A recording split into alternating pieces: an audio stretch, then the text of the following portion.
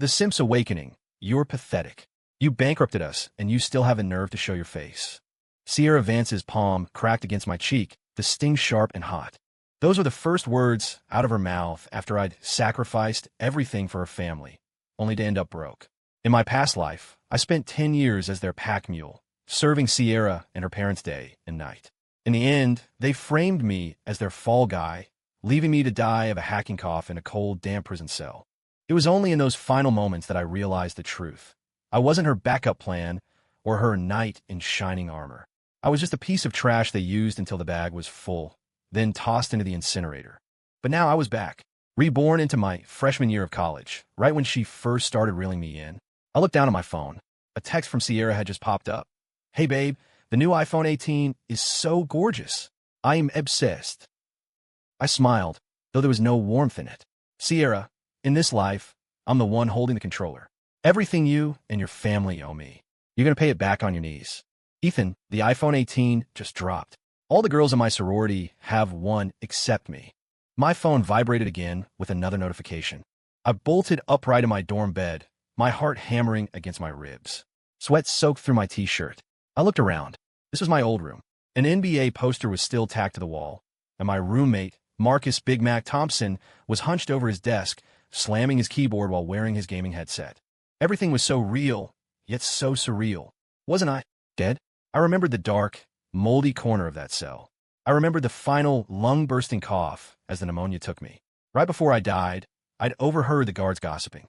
Sierra Vance, the woman I'd spent a decade providing for, was in the Maldives with her new husband, a real trust fund billionaire, enjoying the sun and the surf. 10 years. Starting from freshman year, I'd become her most loyal simp, a walking ATM for her entire family. When she wanted designer bags, I worked 3 jobs to buy them. Where her brother wanted a high-end gaming rig, I ate ramen for 2 months to pay for it. When her parents said their business was struggling, I handed over every cent of my college fund. I thought my devotion would melt her heart. I thought we'd get married after graduation. Instead, I built her father's contracting company into a powerhouse, only for them to conspire against me. They framed me for corporate embezzlement and commercial fraud, sending me away for 15 years. They liquidated the assets, rebranded themselves as high society, and stepped over my broken body like it was a stain on the sidewalk. A venomous hatred surged through me, a cold fire burning in my marrow. I would never forget the taste of that betrayal. BZZBZZ. My phone vibrated again. "Sierra, why aren't you replying? Are you mad?" "I don't have to have it. I'm just feeling a little left out. Ha." Followed by a crying face emoji. What a perfect little White Lotus act. In my past life, this message would have sent me into a panic. I would have withdrawn my tuition money, bought her the phone, and then scrambled to apply for emergency student loans. But now, I looked at the screen and let out a jagged, silent laugh until tears actually pricked my eyes. Karma was real. Fate had dropped me back at the starting line. "Sierra, the Vance family. In this life, I'm done being your dog. I'm going to make you taste every ounce of misery you fed me, 100 times over." I took a deep breath, forced my hands to stop shaking, and typed back. "How could I be mad, princess? Give me a bit. I'll go get it for you right now. I'll make sure you're the first one in the house with the new model." The reply was nearly instantaneous. "OMG. Ethan, you're the best. I love you so much. Moo." 3 foot, I could practically see her smug, greedy face through the screen. Perfect. The game was just beginning. If she wanted to play a role, I'd be her co-star. But this time, I was writing the script. I hopped off the bed and tapped Marcus on the shoulder. "Big Mac, I need to borrow $2,000. It's an emergency." Marcus pulled off his headset, looking confused. "Ethan? Bro, didn't you just get your scholarship check? What happened to that 8 grand? I lied easily, my face a mask of calm. "Send it to my parents. They got some medical bills piling up." Marcus didn't hesitate. He pulled out his phone and Venmo'd me instantly. "You need more? I can hit up some of the guys." A genuine warmth touched my chest. I squeezed his shoulder. "This is enough. Thanks, man. I owe you one." In my past life, when the world turned its back on me, Marcus was the only one who ever visited me in prison, bringing what little he could afford. I wouldn't forget that loyalty. With the cash ready, I headed to a tech shop off campus. The iPhone 18 Pro Max retailed $4.200. I walked past the Apple display and headed to a different counter in the back of the store. "Hey," I said to the shop owner, a shrewd-looking guy, "I need one of those super clones. The one that looks exactly like the iPhone 18. The social execution shop owner paused, then gave me a "we've all been there" smirk. "Good eye, kid. This is the Shinjin Deluxe Edition. Boot animation, OS skin, the weight, it's identical. Unless someone tears it down, they'll never know." "How much?" "For you? 800. I nodded and paid the cash. As I held the beautifully packaged counterfeit, a cold sneer played on my lips. "Sierra, you love status? You love showing off? Fine. Go ahead and flaunt this piece of junk to your sorority sisters." I could already see it. The moment she realizes she's holding a fake, the fall from grace will be spectacular. I dropped the phone off at the girls' dorm later that afternoon. Sierra was already waiting outside, her eyes lighting up like a fox catching sight of a rabbit. "Ethan, you actually got it." She lunged at me, wrapping her arm around mine and pressing close. Her voice was sickeningly sweet. Passing students cast envious glances our way. Sierra was the it girl of the business department. Her trail of admirers stretched across campus, and I was just the lucky scholarship kid from a modest background. Everyone thought I'd hit the lottery by dating her. Only I knew I was just the most obedient and well-funded simp in her collection. "Of course," I said, playing the doting boyfriend. I lightly tapped her nose. "When have I ever let you down?"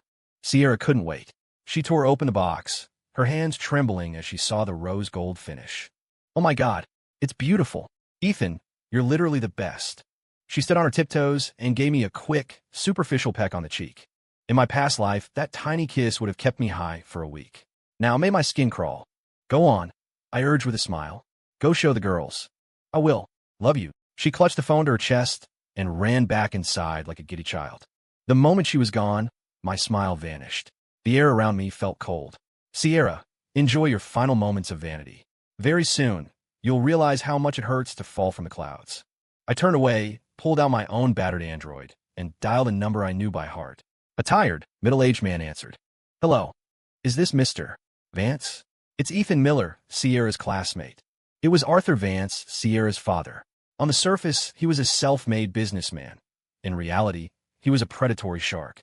In my last life, he called me son, while leading me to the slaughter. Ethan, what can I do for you?" His tone was dismissive, the voice of a man who thought he was talking to a servant. "Sir, I heard through the grapevine that Vance Contracting is handling that new lakefront resort project. I heard things might be a little tight financially." I asked, sounding concerned. I remembered this vividly. This was the exact window when Arthur's company hit a massive cash flow crisis because he'd over-leveraged himself. He was on the brink of bankruptcy. In my past life, I'd loaned him my parents' entire $20,000 life savings to keep him afloat. There was a long silence on the other end. "How did you hear that? Did Sierra say something?" "She mentioned she was worried about you." I lied perfectly. "Digital age, I suppose." Arthur sighed, slipping into his humble businessman persona. "It's nothing, Ethan. Just a minor hiccup. I'll handle it." "Sir, please don't be a stranger," I said, my voice dripping with sincerity. "I actually have some capital set aside. Money my parents gave me to start a business. It's about 20,000. If you needed to bridge the gap, it's yours." I could hear his breathing hitch. $22,000. For a college kid, it was a fortune.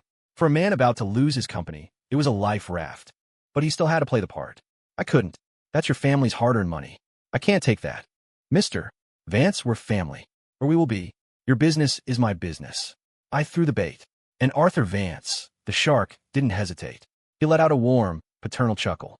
"You're a good kid, Ethan. A truly good kid. Sierra is lucky to have you.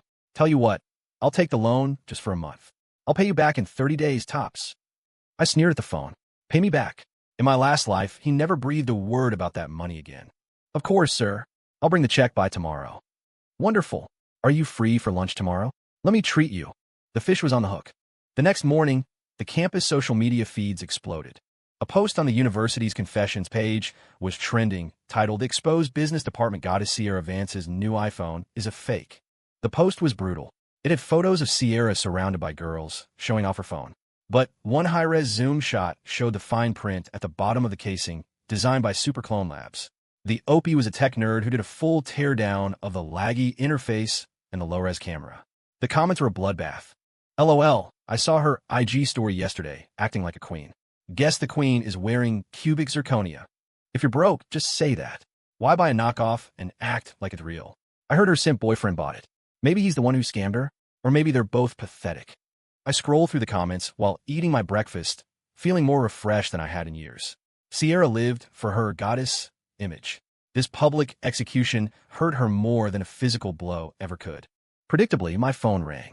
Sierra was screaming before I could even say hello. Ethan, what the hell did you give me? Did you do this on purpose? I acted confused. Sierra, what's wrong? What happened? Don't play dumb. Everyone is laughing at me. I'm a joke. Her voice cracked with tears. You bought me a fake phone. Why would you do this to me? Fake. I sounded horrified. No way. I went to that boutique shop. I paid full price. Sierra, I must have been scammed. I'm going back there right now to tear that place apart. My performance was Oscar-worthy. I could hear her sobbing, her anger wavering. She was vain, but she was also desperate for a solution. Then, what do I do? Everyone's talking about me. Baby, don't cry, I soothed. This is on me. I didn't check it closely enough. I'll fix this. I'll buy you a real one today. We'll go to the Apple store together this afternoon. I played the role of the guilty, overeager boyfriend perfectly. Sierra's tones softened immediately. She realized that getting a real $1,200 phone out of this was better than just being mad. Ethan, I know you didn't mean to. She sniffled. When can we go? This afternoon.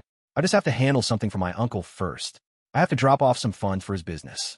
I framed the loan to her father as a favor for an older relative. Sierra immediately stopped complaining. She knew her lifestyle depended on how much cash I had on hand. Okay, go do that. Business first, she said, suddenly obedient. I hung up. Sierra, you have no idea. This money isn't for a phone. It's for the shovel I'm using to dig your family's grave. The contractual news site met Arthur Vance at a high-end steakhouse downtown. He looked revitalized, greeting me with a firm handshake and a beaming smile. Ethan, seat. I've been looking forward to this. He poured me a glass of sparkling water, acting like I was his favorite son-in-law. Sir, thank you. I placed a briefcase on the table. Inside was the $20,000 in cash. Arthur's eyes practically twinkled, though he made a show of pushing it back toward me. Now, Ethan, are you sure about this? I insist, sir. I pushed it back. If you don't take it, I'll be offended. After a bit more reluctance, Arthur tucked the briefcase under his chair, his grin widening.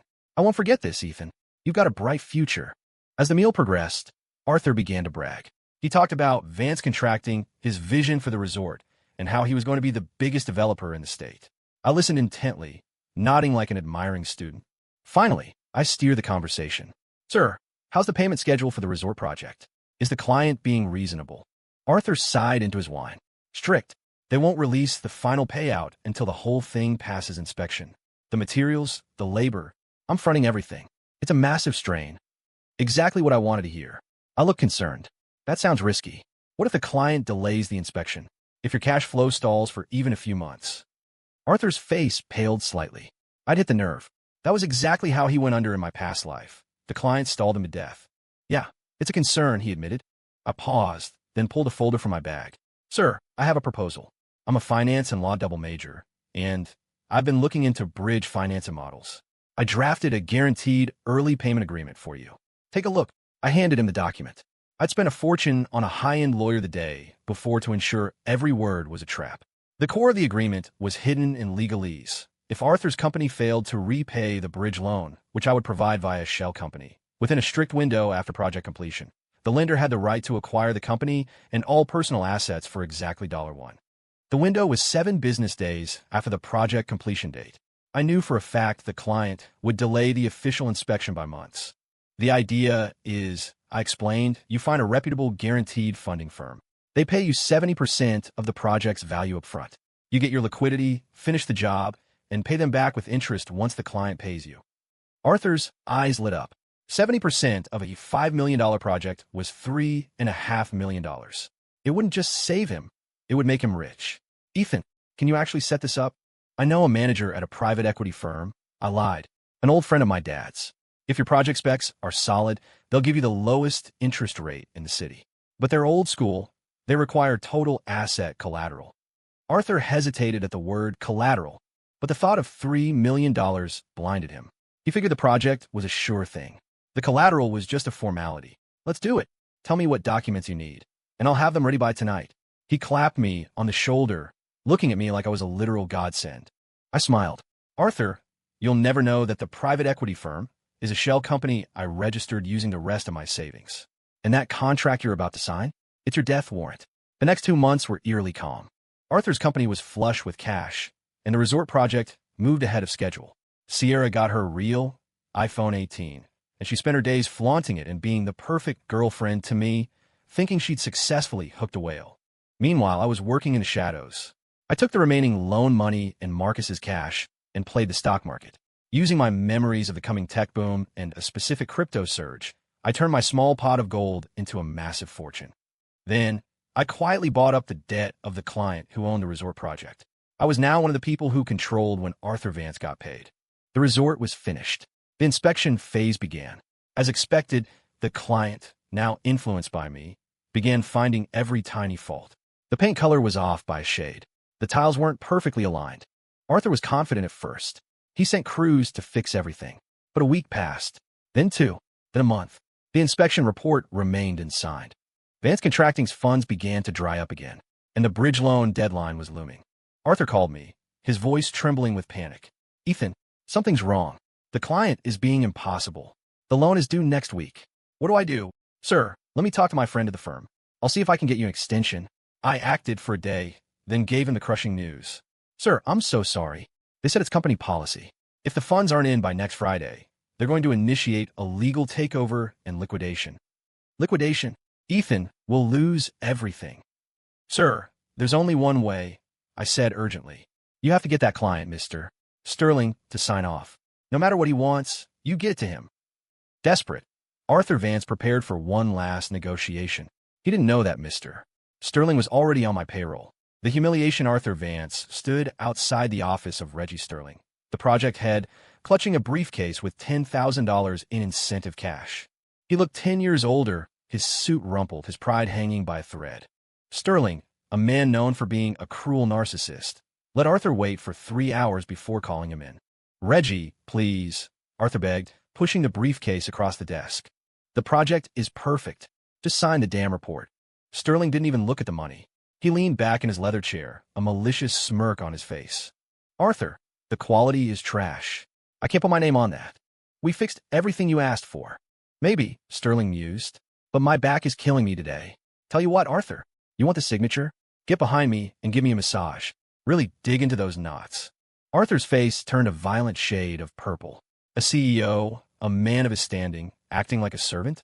It was a soul-crushing humiliation. You're joking. Do I look like I'm joking? Don't want to? Fine. Get out. We'll talk about the inspection next year. Next year, Arthur knew that in 1 week, he'd be homeless. He swallowed his pride, moved behind Sterling, and began to knead the man's shoulders with trembling hands. The office door was cracked open. Employees walked by, whispering and pointing at the once mighty Arthur Vance performing like a personal masseur. I watched it all through a hidden camera I'd had installed. There was no pity in my heart. "Arthur, you did the same to my parents, humiliated them while you bled them dry. This is just the appetizer." Arthur's humiliation didn't work. Sterling took the service, but still refused to sign. The Vance family was in a state of total collapse. Lydia Vance, Sierra's mother, was hysterical, wailing about losing their house. Leo, the spoiled younger brother, was terrified he wouldn't be able to buy his new designer sneakers. Only Sierra remained cold and calculating. She stood up, her eyes hard. "Dad, Mom, stop it. It's not over." She looked at her phone. She had Sterling's private number. "I'll go talk to Sterling. I'm a young woman. I can be persuasive." Arthur and Lydia knew exactly what that meant. They knew Sterling's reputation, but they didn't stop her. They let their daughter go to a hotel room to save their assets.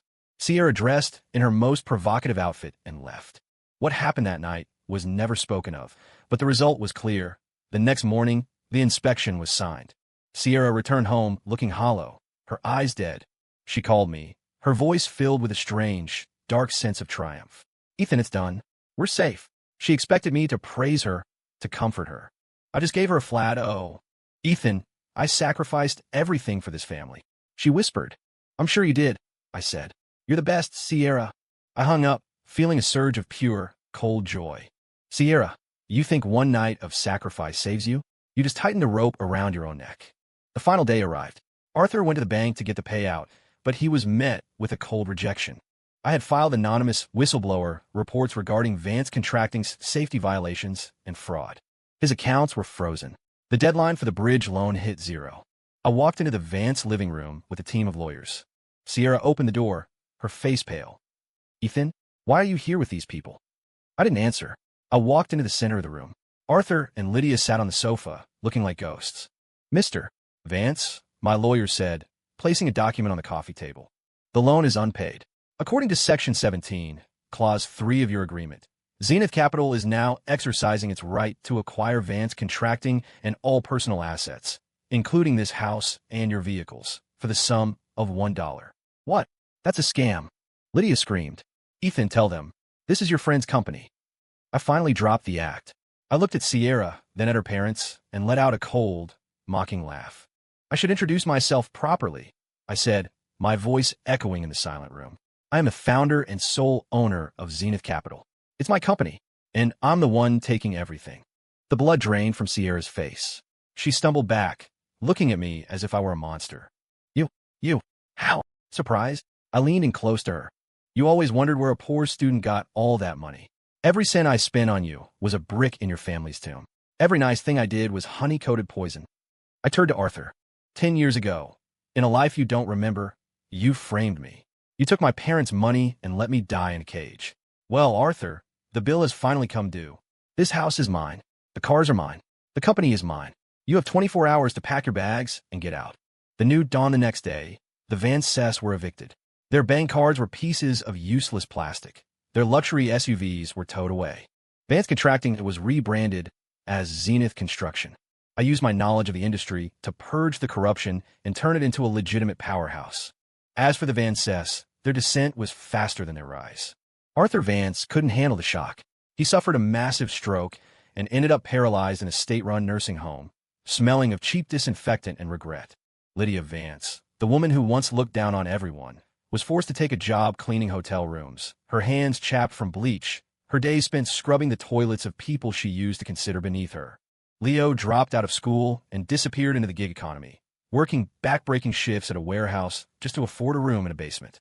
I saw Sierra one last time. It was at a high-end lounge downtown where I was meeting business partners. She was wearing a cheap, sequin dress that didn't fit right. Her makeup caked on to hide the dark circles under her eyes. She was a hostess, pouring drinks for a group of drunk, middle-aged men. When she saw me, she froze. The men realized who I was. I'd been on the cover of Crane's Business recently. One of them, a sleazy guy named Miller, tried to impress me. Mr. Miller, what a coincidence. Hey, Sierra, come here. Pour the man a drink. Do your best work. He pushed her toward me. Sierra's hand shook so hard the glass clinked against the bottle. She looked up at me, her eyes filled with a desperate, silent plea for mercy. For a moment, the world seemed to stop. I looked at her, really looked at her, and realized I felt nothing. No anger, no satisfaction, just a profound sense of boredom. Your taste in hostesses is as poor as ever, Reggie, I said to the man, never looking Sierra in the eye. I set my glass down and turned to my colleagues. Let's go. The air in here is a bit stale. I walked past her without a single word. That was the ultimate revenge. She didn't even qualify as an enemy anymore. She was just background noise. I didn't go home. I drove out to the quiet cemetery on the outskirts of the city. The night air was cool. I brought 2 bottles of the whiskey my father used to love. I sat by their headstone, the moonlight reflecting off the polished granite. Mom, Dad, I'm back. I poured 1 bottle over the earth in front of their graves. I got the money back. The people who hurt us, they'll never hurt anyone again. I hope you can finally rest. I sat there for hours, talking to them. I told them about the past life, the betrayal, the rebirth, and the peace I finally felt. As I finished the second bottle, the first light of dawn began to break over the horizon. I'm going to start something new now, I whispered. A foundation, to help people who were cheated like I was. I'm going to make the Miller name mean something good. I stood up, brushed the grass from my suit, and walked back to my car. The sun rose, brilliant and golden, flooding the world with light. The debts of my past life were settled in full. The road ahead was finally mine to walk. Story complete.